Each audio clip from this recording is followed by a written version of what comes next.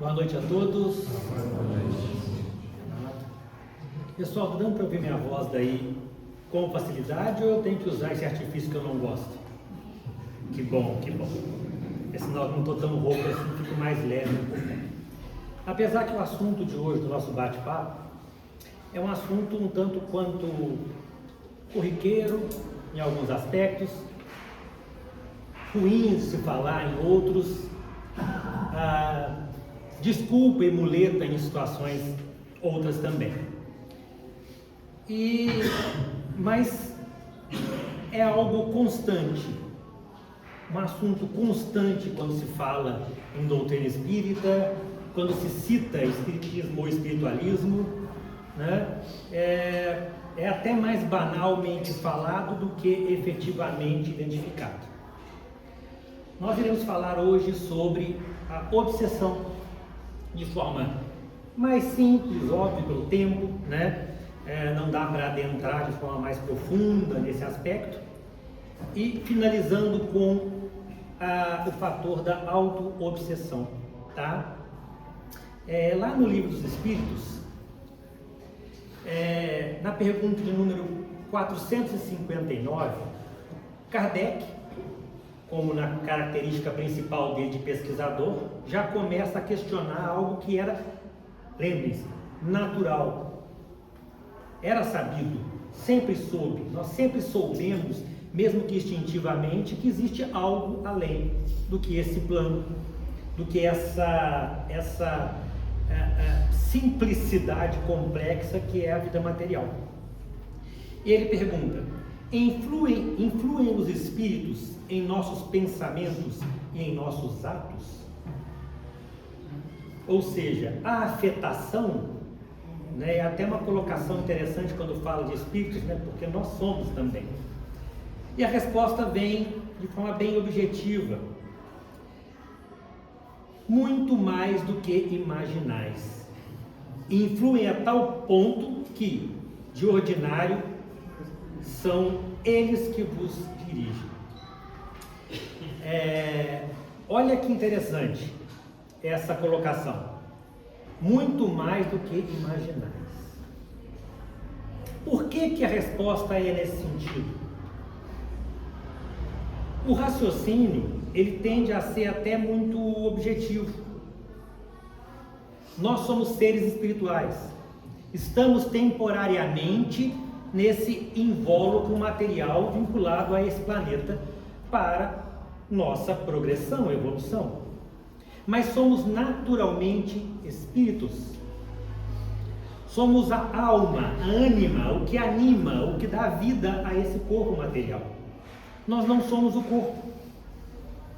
Então, por óbvio que nós teríamos, né, a não ser que houvesse um cordão de isolamento daqueles impenetráveis, nós teremos, obviamente, uma afetação, um contato de algum tipo e alguma gradação com nossos semelhantes fora desse invólucro corporal. O corpo já faz uma blindagem, né? Nós já temos a limitação da memória, temos a limitação da visão, da audição, dos sentidos de um modo geral que são trazidos pelo corpo, mas não existe uma blindagem plena. Da mesma forma, e aí é interessante porque no Livro dos Médiuns há um enfoque muito grande, uma explicação bem elaborada, lá no capítulo 23, dá essa afetação da questão obsessiva quanto aos médiuns em reuniões mediúnicas. Mas eu não quis me ater simplesmente nesse aspecto.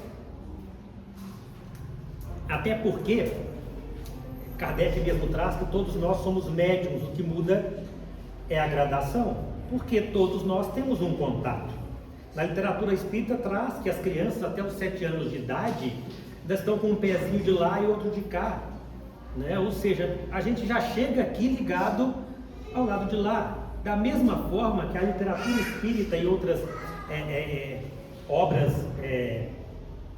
tanto de origem da codificação como as subsidiárias, trazem também a situação de que nós, próximos do desencarne, muitas vezes já estamos em processo e no momento do desencarne já estamos mais lá do que aqui. Então, são situações que demonstram de forma objetiva, né, a questão dos sonhos, das gradações e as possibilidades de desprendimento, de trabalho, de experiências em sonho, e ali vai. Então são tantas coisas, as intuições que nós temos a todo momento, todos nós aqui temos intuições a todo momento, né? Que podem ser de memórias ou de afetações ou de auxílios da espiritualidade. Então falar que nós estamos isolados, não, isso não há como, né? A própria história já demonstra que a mediunidade não é coisa do espiritismo, né? O Kardec foi levado a pesquisar algo que já existia. A ideia da reencarnação não é coisa de espiritismo, ela já é pré-concebida nos povos mais antigos, né? A própria religião judaica já tem como premissa a reencarnação, claro que de visões diferentes, mas inúmeras outras. Então nós temos isso como fato. Então, se nós não temos uma certa dúvida, ou a dúvida é relativizada com relação a essa possibilidade de contato, como é que nós definimos a situação da obsessão? Lá no livro A Gênese, eu tenho que usar a muleta, eu estou tentando aqui dar uma de novinho, mas não está dando, viu? Melhorou muito. Peço desculpa para vocês aí da vergonha, mas isso agora faz parte do meu corpo divino. Nós temos na Gênesis, no capítulo 14, no item 45, chama-se obsessão a ação persistente que o espírito mau exerce sobre um indivíduo. Olha, interessante, ação persistente que um espírito mau exerce sobre o indivíduo, sobre qualquer um de nós, né? E ainda continua, apresenta caracteres muito diferentes, que vão desde a simples influência moral, sem perceptíveis sinais exteriores, até a perturbação completa do organismo e das faculdades mentais. Você vê que tem uma vasta onda de atuação obsessiva. E eu gostaria de lembrar também que dentro da doutrina espírita, ou de tudo que nós estudamos e buscamos conhecimento, eu aprendi com o tempo que é impossível ter a concepção plena, total de tudo. Até quando falamos em escala, subimos um degrau da escala evolutiva. Esse degrau é feito de pequenos grãos de areia e a gente está subindo todo dia um grão, não é um degrau, não é de um dia para o outro eu mudei, passei de ano. Da mesma forma, nós vamos tratar aqui de algumas definições padronizadas de obsessão, mas dentro dela, dentro de uma para outra, existem gradações infinitas. Eu digo infinitas porque eu gosto de colocar na proporção de seres existentes. As possibilidades de provas, de dificuldades, de ocorrências, de resgates e de obsessões, elas são proporcionalmente iguais às nossas existências, às nossas individualidades, necessidades, fragilidades, nossos fantasmas. A obsessão consiste no domínio que maus espíritos assumem sobre certas pessoas, com o objetivo de as escravizar e submeter à vontade deles, pelo prazer que experimentam em fazer o mal. Isso já está em Obras Póstumas. Você vê que tem sido trazido lá no Livro dos Espíritos, aliás, que é a base para os demais. Depois, em outras obras, vão destrinchando e vão fazendo pontos de correlação, né? Então, considerando, lá no Livro dos Médiuns, tratando que a obsessão é a ação persistente, né, de domínio, ou domínio que alguns espíritos logram adquirir sobre certas pessoas, é praticada por espíritos inferiores que procuram dominar. Então não há que se falar em obsessão de espírito superior. Um espírito elevado, um espírito superior, ele não vai obsidiar ninguém, ele não vai subjugar ninguém, ele não vai querer controlar ninguém. Ele vai fazer o quê? Nos orientar, nos guiar, nos auxiliar. Então o primeiro aspecto da obsessão é a negatividade que a envolve, tanto do obsessor quanto do obsediado. Por quê? É uma via de mão dupla. Quando nós ouvimos lá, dentro de todas as religiões, o vigiar e orar, e aqui mais ainda, a gente fala vigiar e orar, colocar o vigiar e a vigilância em primeiro lugar até do que a oração, para que ela tenha mais força. Essa vigilância está não na observação alheia, mas na observação interior nossa, que é justamente nessas quedas da não vigilância é que esses episódios passam a ser possíveis. Que é a vinculação, mas espíritos ruins estão aonde? No inferno? Poxa. Nos umbrais? Poxa. Aqui, nós somos espíritos predominantemente inferiores. Nós encarnados, estamos num estágio, né, daquele degrau que eu falei, no grãozinho de areia, daquele bloco. Estamos em várias escalas aqui, mas todos com mais defeitos que qualidades, batalhando para vencer os defeitos e passar nesse degrau para um estágio em que o bem predomina. Essa é a luta diária nossa. A batalha diária nossa é a batalha do melhoramento e o vencer os próprios vícios. E os espíritos desencarnados que estão no nosso entorno também estão a batalhar da mesma forma, porque eles estão vinculados a esse planeta, a esse estágio evolutivo. À exceção dos que estão para trabalhar no auxílio evolutivo, que são os superiores, nós outros, eu acho que é importante a gente se colocar nesse mesmo grupo, para não olharmos de forma distante, de forma como se fosse um filme, uma novela, um livro, mas colocar como realidade do nosso dia a dia. Então, quando um espírito, bom ou mau, quer atuar sobre o indivíduo, envolve-o, por assim dizer, né, no seu perispírito, como se fora um manto, ou seja, magneticamente. Essa é a primeira, vamos dizer assim, a forma de se visualizar essa aproximação e essa influência. Interpenetrando seus fluidos. Os pensamentos e as vontades dos dois se confundem. E o espírito, então, se serve do corpo do indivíduo como se fosse seu, fazendo agir a sua vontade, falar, escrever, desenhar, e ali vai. Estou colocando um quadro obsessivo amplo, tá? Mas olha que interessante. Há uma confusão de vontades. Esse no primeiro momento. O que leva a entender que as vontades também são vontades enfraquecidas. São vontades viciosas. Mesmo porque, em não sendo, torna muito mais difícil o acesso de espíritos inferiores à nossa vida, ao nosso contexto psíquico. Se o espírito é bom, sua atuação é suave, benfazeja, não impele o indivíduo senão a prática de bons atos. Se é mau, força ações más. Se é perverso e malfazejo, aperta-o como uma teia, paralisa-lhe até a vontade e mesmo o juízo, que ele abafa com o seu fluido.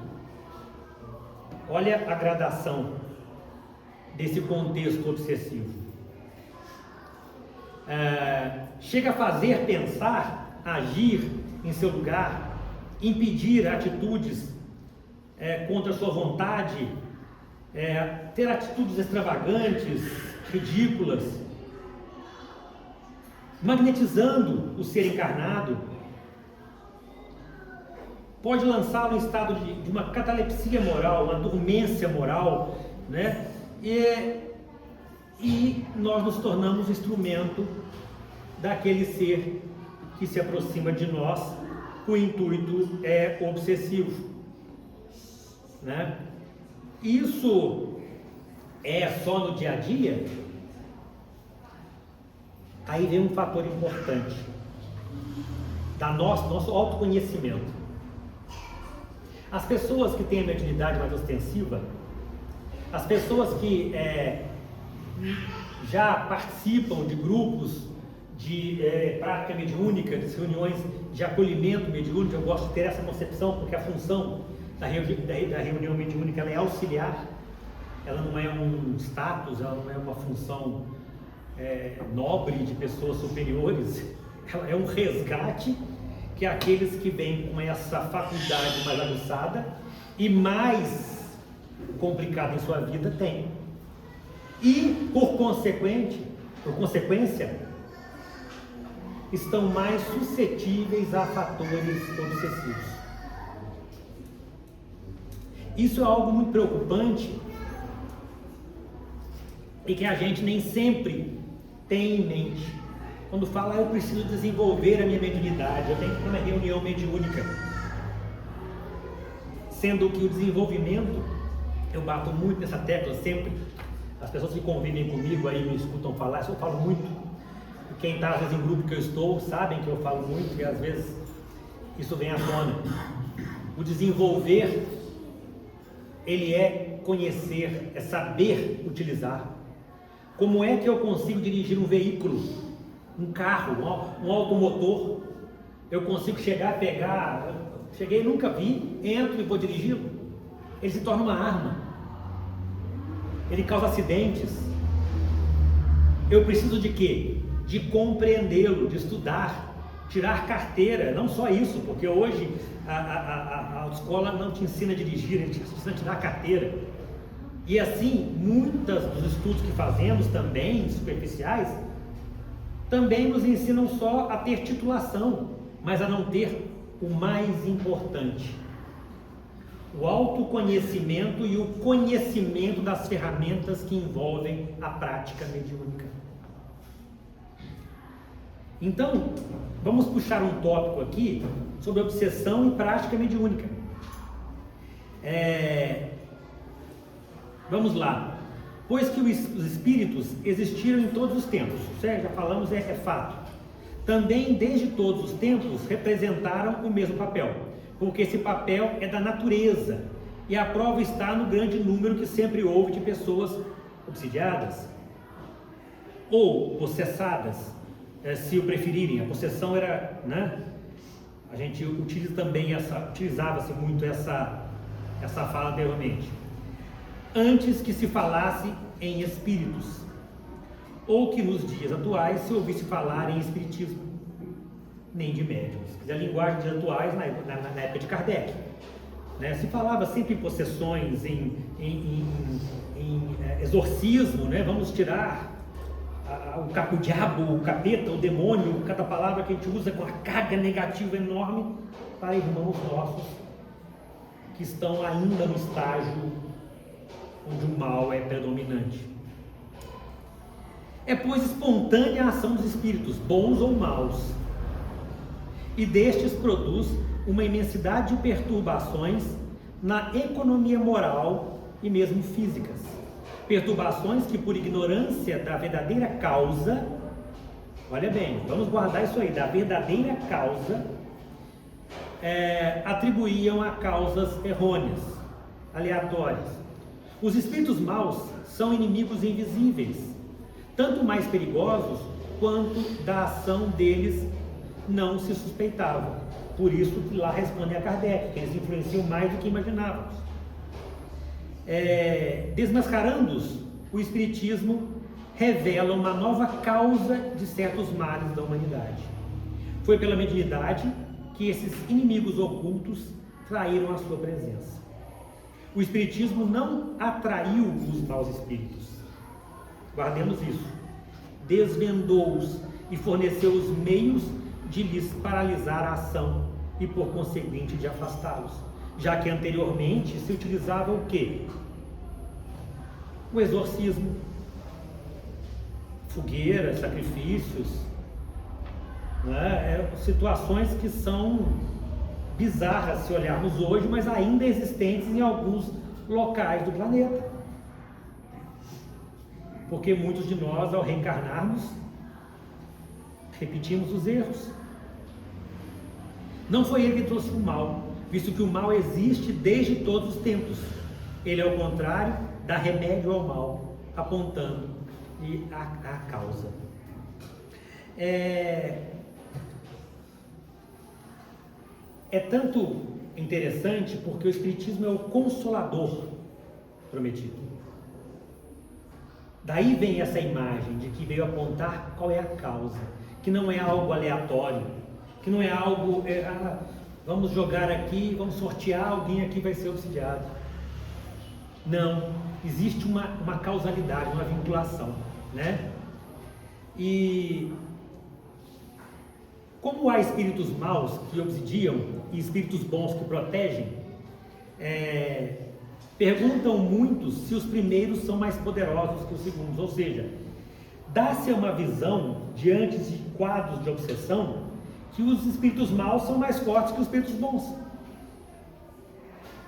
Há uma mitologia em cima disso. Então, na realidade, não é que o espírito bom seja mais fraco. É o médium, a pessoa sensível, a pessoa que está suscetível, especialmente aqui voltado para aquele que está na reunião mediúnica, né, que não tem força bastante para se livrar ou diminuir os efeitos do espírito mau, para se desprender, se soltar da sua influência. Porque às vezes, aliás, quase sempre, a presença do obsessor, ela está ligada às minhas imperfeições, aos meus pensamentos negativos, aos meus vícios. Nós temos figuras variadas de obsessão, de graus variados, que vão se utilizar ou com prazer, ou compartilhar, ou estimular os nossos pensamentos piores, negativos. Eles não vão colocar em nós algo que nós não temos. Eles vão se ligar àquilo de negativo que nós temos. E ali fomentar, alimentar, aumentar, piorar. Isso sim pode. Mas a base somos nós. Né? Nesse caso, compreende-se que o bom espírito não possa levar vantagem, pois que o outro é preferido. Olha bem. A minha vinculação é mais com o espírito inferior do que com o superior. Então eu fecho a porta. Aquela frase de ajudado só é quem quer, não é uma frase vazia, perdida. Ela é muito verdadeira. Muitos dos ditados que nós crescemos ouvindo, eles têm origem na práticas e vivências, não só nesse mundo, mas no plano espiritual. São grandes verdades. Aquele diga-me com quem andas, que direi quem és. É aquela magnetismo de aproximação de espíritos afins, né? Então nós temos aqui, vamos admitir que a vítima deseje se livrar dessa afetação, desse contexto, né? De obsessão que se grudou, é igual a água num pano, ela permeou ali, né? Esse desejo nem sempre basta, a própria vontade nem sempre é suficiente. Trata-se de luta contra um adversário muito forte, porque você abriu e ele está dentro daquilo que você tenta esconder, que nós escondemos de nós mesmos. Daí ele ganha força, daí dificulta, né? Quando dois homens, por exemplo, lutam corpo a corpo, aquele que dispõe de mais fortes músculos é que bate o outro. Com o espírito tem-se de lutar não com corpo a corpo, mas espírito a espírito, e ainda o mais forte que triunfa. Aqui o esforço reside na autoridade moral. Porque a autoridade, a força que se mede nesse embate na esfera extracorpórea, ele se dá com a autoridade moral. Então o combate ele se dá mediante vontade, força moral e abertura, para que o espírito superior que venha te auxiliar, ele possa atuar em auxílio. Mas se eu não quiser, se eu não deixar, eu vou dificultar ou eu vou afastar aqueles amigos e guias espirituais que estão ali para nos auxiliar. Então esforçar-se por ser bom, por se tornar melhor, se já é bom, por purificar-se de suas imperfeições, palavras melhores, pensamentos melhores. Pensamento é matéria, gente. Aquilo que eu penso me envolve, aquilo que eu penso atrai. Então nós temos que trabalhar diuturnamente para nos tornarmos melhores, a fim de nos livrarmos das más afetações que sofreremos. Sofremos e sofreremos. Durante um dia, quantas vezes não temos aquela vozinha que brinca, quando quem assistia o desenho da Disney, ali vinha o capetinha de cá e o anjinho de cá, e qual que você segue, qual que você escuta, o que você vai espantar. Isso é da hora que a gente dorme, a hora que a gente dorme, e durante o sono e durante o dia, é direto assim, né? Então nós temos, tem que olhar, senão eu vou me empolgando e vai piorando, né? Vamos aqui, nós temos motivações, são várias, nós temos vingança, né? O desejo simples de fazer o mal, comprometimentos anteriores que nós tivemos. Nós temos na literatura espírita casos de espíritos que vêm perseguindo o outro, existência, né? Temos casos até de pessoas com situações de epilepsia, que desmaiam e que são relatados como uma fuga, que o perseguidor é tão... está com um ódio tão grande, uma raiva tão grande, e o encarnado com um medo tão grande que ele foge do corpo, e o corpo se debate ao chão. A literatura tem vários e vários casos, como diz, amostragens, demonstrando o quão grande pode ser essa vinculação oriunda de nossos erros, de nossos atos ruins lá praticados. Somos vítimas. Nós somos vítimas e algozes. Nós somos os causadores. Nós somos vitimados por nossos atos próprios. Não são fatos isolados. Claro que nossa fraqueza pode dar abertura, até em próprias reuniões mediúnicas, para espíritos brincalhões que estão ali à toa para poder justamente se aproveitarem daquilo. Para ludibriarem um grupo fraco, um grupo que não está preparado, trazendo informações, às vezes não são nem ruins, mas são irrelevantes. Daí Kardec já traz que a gente deve absorver o que é bom e descartar o que é ruim, sabendo que isso é mais comum do que se imagina, né? Às vezes apenas por uma vinculação de vícios, às vezes por orgulho, às vezes por vaidade, por covardia. São tantas as razões que podem levar aos fatores obsessivos, que nós ficaremos aqui a debater durante semanas. Por isso que eu disse que seria uma conversa superficial, e convido-os a ler mais sobre isso, porque isso é presente no nosso dia a dia, né? Então isso faz e torna os nossos médiuns, nós trabalhadores de casas espíritas, nós trabalhadores de reuniões mediúnicas, os mais vulneráveis, porque existem irmãos nossos que já estão ali com a intenção de tumultuar, de não querer fazer funcionar, e trabalhando basicamente, mas eu não sou ruim, eu não sou uma pessoa má. Posso não ser hoje, demonstradamente, uma pessoa, para os parâmetros de hoje, mal. Mas qual o tamanho do meu orgulho? Qual o tamanho da minha vaidade? Eu sei o peso de estar aqui nesse púlpito de madeira? Um dia eu brinquei com o Luciano aqui, estava conversando sobre exposição na casa espírita. Eu falava palestrante, eu não sou palestrante, gente.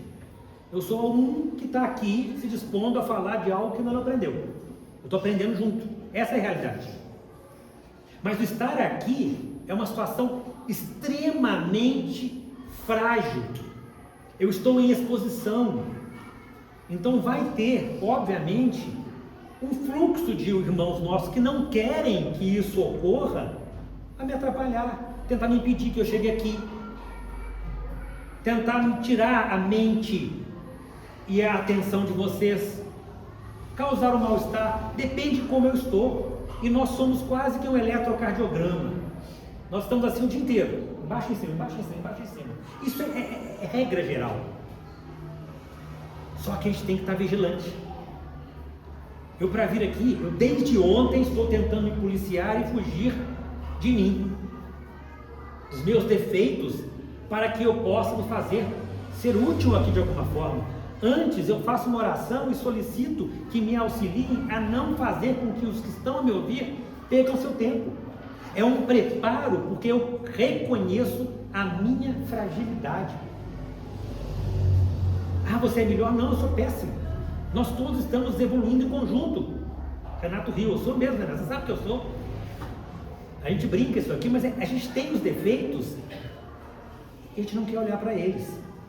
Então, sim, nossos médiuns estão em perigo, nossas reuniões estão em perigo, nossas casas espíritas estão em perigo, em ataque o tempo todo, nossos lares estão em perigo, em ataque o tempo todo, nosso trabalho, o tempo todo o ataque vem, mas o tempo todo a espiritualidade dispõe de alguém para estender a mão se você quer sair daquilo, para te chamar para o trabalho.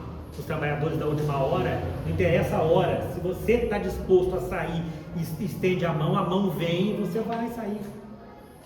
Ah, não vai cair de novo? Gente, olha o eletro aqui, vigilância novamente, né? Então nós temos, eu não vou colocar os aspectos específicos de cada tipo, mas nós temos a obsessão desde o mais simples, da mais branda, com meras intuições, e até aquelas que acabam por ludibriar o próprio médium, a enganá-lo, para ele não saber discernir, até aquelas mais graves que levam a pessoa até grau elevado de perturbação, e termos também a necessidade de internações. Sabendo que os manicômios, não existe então doença mental? Existe, gente.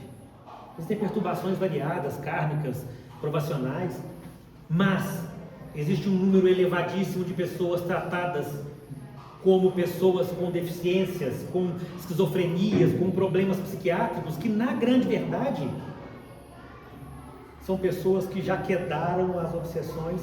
E há o tratamento da medicina convencional, se não aliado a essa interpretação, essa visão espiritual, acabam por adoecer fisicamente. Aí eu tenho que, en passant, trazer como final, a gente já não está dentro do livro dos médiuns no mesmo capítulo, mas nós temos a figura da auto-obsessão, que é com a qual eu vou finalizar esse bate-papo de hoje. Enquanto a obsessão, de um modo geral, ela se dá de forma externa para conosco, teremos vários tipos aí, temos até reversa, mas é para estudo mais amplo. A auto-obsessão, ela já não tem caráter mediúnico. A auto-obsessão, ela não tem o caráter especificamente de uma afetação diversa do que as minhas próprias fragilidades. Conquanto os espíritos obsessores se aproveitam das perturbações mentais dos encarnados para lançarem seus ataques mentais, morais e outras mais, dos vícios, nem toda perturbação provém originalmente dos inimigos invisíveis. Ou seja, não é sempre que uma perturbação espiritual seja uma obsessão. Muitas vezes trata-se de um produto do próprio indivíduo, uma espécie de auto-obsessão, onde Kardec traz lá no Obras Póstumas, na primeira parte, o seguinte trecho, na parte de manifestações dos espíritos, no item 58. Também devemos dizer que muitas vezes se atribuem maldades aos espíritos, de que eles são inocentes. Alguns estados doentios e certas aberrações que se lançam à conta de uma causa oculta derivam de um espírito do próprio indivíduo. As contrariedades que de ordinário cada um concentra em si mesmo, principalmente os desgostos amorosos, com frequência dão lugar a atos excêntricos, que seria errôneo considerar-se fruto da obsessão. Não raramente o homem é o obsessor de si mesmo. Edivaldo, uma fala curta que eu até vinha ouvindo quando vinha para cá, ele traz a figura, por exemplo, de nós, naquela figura de sentirmos vítimas do planeta, vítimas do universo, vítimas do mundo, de que tudo é ruim para mim, que vai dar errado, eu estou desanimado, eu estou desgostoso, eu não tenho dinheiro suficiente, não quero fazer, eu tenho preguiça, eu tenho vaidade demais, eu tenho um orgulho que eu não consigo lidar com ele. Quem aqui nunca ouviu falar nas doenças psicossomáticas? As doenças, hoje em dia, a medicina trata isso como até muito mais latente de cunho psicossomático. Um dia, eu vou citar porque é a minha vida, eu posso. Eu conversando com o Lu, na consulta, Lu, conversa, eu quero consulta. Eu vou lá, vou fazer uma consulta, estou sentindo isso. Fez um monte de exame, parará. Daniel, você não tem nada, estou tudo normal, tudo ótimo. Seu problema é estresse. Eu falei para ele, não fala isso para mim que eu fico estressado. Ele ainda riu, brincou comigo, ainda me encheu o saco que eu tinha que fazer exercício, que eu tinha que comprar um tênis. Eu liguei da loja comprando tênis, falei, já comprei o tênis. Ele falou, o resto então aos poucos. É assim que é a vida. Reconhecer que nós somos vítimas de nossa própria fragilidade de enfrentar a nós mesmos. É meio complexo isso, né?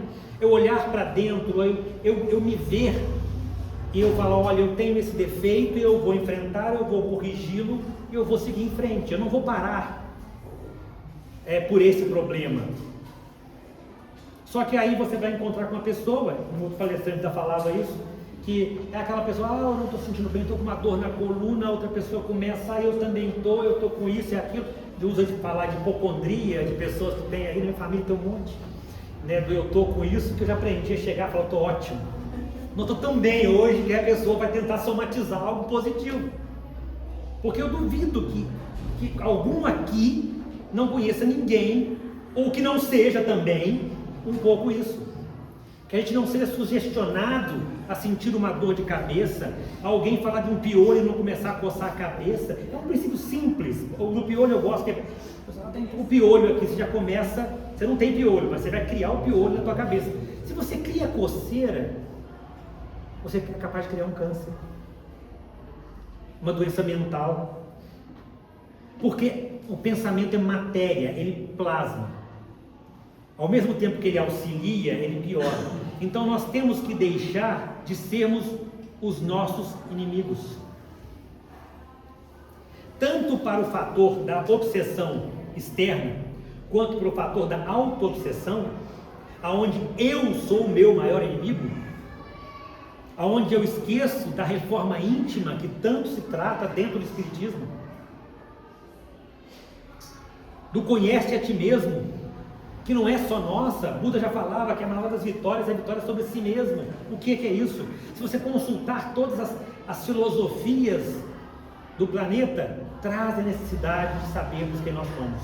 E nós ainda não sabemos. Estamos em processo de autoconhecimento, de reforma, de mudança, de reversão. Não é inversão. Já invertimos, já fizemos. Já invertemos os valores, por isso estamos aqui. Nós temos que reverter. Colocar em primeiro lugar o ser e não o ter, o amar, não o invejar, é o ter a caridade no pensamento, Porque, não, eu não faço mal para ninguém, eu não mato ninguém, mas eu tenho a maledicência junto comigo, eu tenho pensamento que julga, que agride, que ataca. Tudo isso faz com que eu gere um campo magnético negativo que vai atrair tanto a auto-obsessão que eu crio em mim, que vai dar origem automática, porque é quase que indissociável. Eu me adoeço, eu me auto-obsidio, abaixo a minha corrente fluídica, eu passo a ficar negativo, eu dou abertura para a obsessão clássica, no mínimo. É uma cadeia que ela é complexa, mas o caminho de saída está dentro de cada um de nós. Cada um. Eu dizia antes de vir para cá que eu tinha recebido uma tarefa em glória, porque esses temas mais técnicos, mais apurados, são para pessoas que o Rodrigo eu gosto de ouvir, o Maciel, o Luciano, eu sento e me deleito. Mas eu tenho a minha dificuldade, porque eu gosto da questão muito prática. Eu tenho mais dificuldade de distanciar. Mas quando eu fui chegando e adentrando algo que eu já tinha lido e relido ao longo do tempo, e eu me coloquei como a vítima de mim mesmo, e como a possível vítima de obsessões ao longo do tempo, em várias situações, eu falei, eu preciso ouvir e compartilhar. E compartilho, finalizando, fugi um pouco da parte teórica plena, mas eu queria finalizar, eu não sei se finaliza e já faz oração, ou se eu posso utilizar, então eu vou me valer de novo, como muleta, das palavras de Maria Dolores, num poema oração chamado Oração Íntima, que está nesse livreto aqui, Antologia dos Imortais da Espiritualidade. Dá um jeito depois de colocar na feira do livro, estou precisando de renovar o meu, estou precisando de mais literatura dessa natureza. Que é uma oração, eu gosto sempre de trazer algo assim, mas que ela serviu como um fechamento para mim desse estudo que eu fiz para trazer para vocês. E já serenando os corações, já pedindo o agrandamento, vamos dizer assim, das energias que já foram distribuídas nesse salão durante todo o período que aqui estamos, que me auxiliaram e que auxiliam a todos, me auxiliaram a ouvir também o que eu falei. Assim, Maria Dolores traz: Senhor, Tu que me deste paz e consolo à vida, não me des condição para espalhar na vida a sombra da discórdia, ou estender na estrada as pedras da aflição. Tu que acendestes em mim a luz do entendimento, na fé com que me alteias, não consintas, Jesus, que eu suprima a esperança das estradas alheias. Tu que me concedeste o verbo edificante, que nos induz à prática do bem, nunca me deixes formular palavra capaz de condenar ou de ferir alguém. Tu que me desvendaste o sublime valor da provação, que a lei de causa e efeito determina, não me faças entregue à queixa e ao desencanto, em que eu possa esquecer a justiça divina. Tu que me conferiste o privilégio e a bênção do serviço, como ensejo celeste e dom perfeito, não permitas que eu viva sem trabalho, desfrutando o descanso sem proveito. Naquilo que eu deseje e naquilo que eu sinta, pense, diga ou faça, contrariamente à eterna lei do amor, em tudo quanto eu queira, sem que o queiras, não me aprove, Senhor. Que assim possa ser hoje e sempre. Graças a Deus.